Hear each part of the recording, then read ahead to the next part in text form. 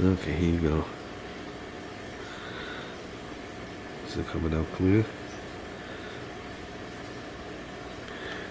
That was Junior's first TIG ever. The new machine. Not bad. Machine seems to work well.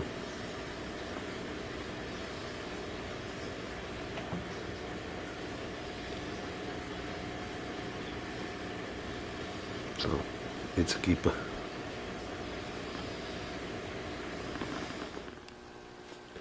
Okay guys, we're back out in the garage. Not too many boxes left. Got some rear rotors, 2 brake hoses, and a master cylinder. And we got the fan.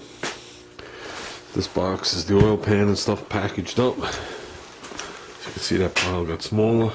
Most of those boxes are used parts that I'll sift through and decide what I'm going to save and throw out. Strut rod brackets, strut rods, strut rod bushings, old strut rod bushings. Okay, I think I tightened these up.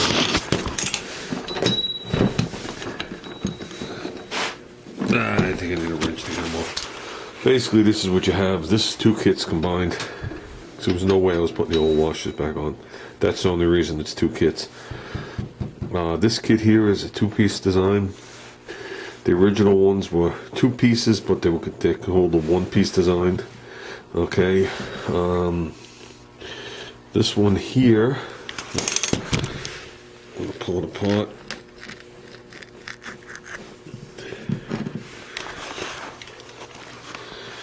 You basically have a bushing and a collar that you see is swollen rust. Okay. Then a different bushing that slipped through the bracket to insulate it, and then went into this over here. So it totally encapsulated it when you put it all together. Kind of like that. I think it squishes a little tighter than that. Okay, that sits in the hole. You got a collar here, so it can only be tightened so tight. Got half round washers on the outside, so it can flex a little. And then you have this, which obviously is a tad bit different, but the same. It's all the same in the end. Okay. This was the one, well, that one wasn't that great either, but this was the one that was cut. Looks like the washer was digging in there a little bit. Kinda, I don't know. These are original. So, they are from 1978. So, I don't know how much more you can expect from them. But with that said, need to do a little paint work. These get bolted to the car. The frame is plated. You get a bolt through the frame, the unibody, there's a sleeve in there. You get another one coming up into the engine compartment with a sleeve in it. And then you got that one that you've always seen hanging down in the back. Okay, and it goes like this. The one that hangs down here is a stud coming out. I actually used that stud in relation to when I made mine a straight axle. I used that as part of a clamping device. I took the stud out. So we'll paint these. We'll paint these arms. We'll pull all this off. Nuts. I'm going to replace the nuts. There's nothing wrong with the nuts. They just shoot their regular nuts. Or just half a nut, if you want to call it that, or a jam nut. I'm going to go replace those nuts because they're going to rust. That's the bottom line. It doesn't matter that these are bigger. There's plenty of room here to walk it. Okay, because this nut was originally up over here. So when it's all said and done, we'll have plenty of adjustment to get this right. This car was always in the line. Never had a problem with the front end. Didn't even notice any of this. So, I mean, I noticed it when I looked at it, but I didn't notice it when I was driving it. So, thanks for the information on these. Why there was all different stuff in all different boxes, all the same boxes, I don't know.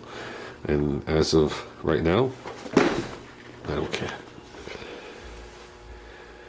You know when you're just sitting down and something pops into your head and you go, crap, and you realize you did something wrong? I was thinking about it actually last night, and I forgot about it till just now. This car is towed out a lot. And I have the outer collars neutralized.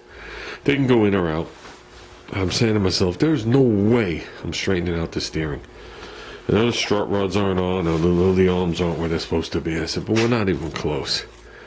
And I said to myself, I'll guarantee you I got the steering arms backwards. And sure as shit, I got them all backwards. I'll show you why. I don't know if I can get a good... You might not get a full view of what I'm talking about, but I can explain it to you. Here are the arms and the ball joints. This arm actually comes this way, bows in this way. It's supposed to bow out. When you got front steer, the tie rod end has to intersect the ball joint on the outer part on the rear steer for the Atkins angle, so that it comes to a point right in the center of the rear differential. If we ran a straight line from here through the ball joint on both sides, instead of it being in, it would be out. That, if you can correct the steering in length, you'd have all sorts of steering issues when you made a turn, because your toe in on turns would be off. Your tires would scuff and bark and do all sorts of stupid shit. I wish I would have seen that yesterday before I put the rotors on, because guess what? The nuts and bolts that hold them on. It's only 2 nuts and bolts. There's 4 that hold the spindle, but 2 of them hold that. All behind the rotors. So now the rotors got to come back off the car. Fun. Gives me something to look forward to. Good thing it's all painted nice. That leaves me back with this. There is a left and right with these. Okay, right away I know it angles like that. And then the question's going to be which one goes where. Because they V out like this. They actually sit in the car at an angle like this. And the piece that's here is the steering stop. So I'm not going to say you can't put them on backwards, but there's really only one way that they go on. So that's not an issue. Okay guys, we'll let this sit overnight. We'll come back out here. Tomorrow night's going to be a long night out here. Now I know I got more to do. The reason it's going to be a long night is I'm going to stop and get some hardware probably tomorrow. If I'm going to assemble this, I need some hardware. You don't put this together, then take it back apart to put the nuts on. So I need these nuts. I'd like to get them in grade H's for the gold color, but I don't think I would find the jam one. But I'll try. If not, we'll just get a brand new jam one, whatever color it is. So we'll take some of this hardware with us. Like I said, we're not going for super detail on the car, we're just going for neat and clean. And it is what it is.